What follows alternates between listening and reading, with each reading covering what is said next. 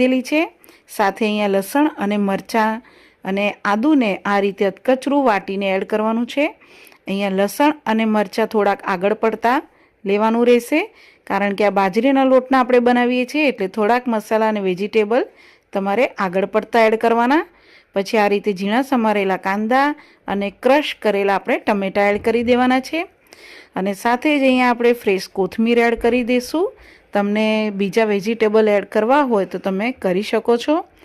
પછી આમાં આપણે થોડુંક, મારી પાસે આ રીતે લીલું લસણ પડ્યું હતું, તો લીલા લસણના પાન અને લીલું લસણને આ રીતે અધકચરું કાપીને આપણે આમાં એડ કરી દેવાનું છે।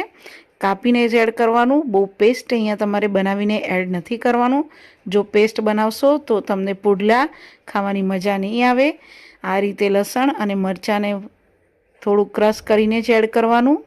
પછી બધું એડ થઈ જાય પછી એક વખત તમારે આ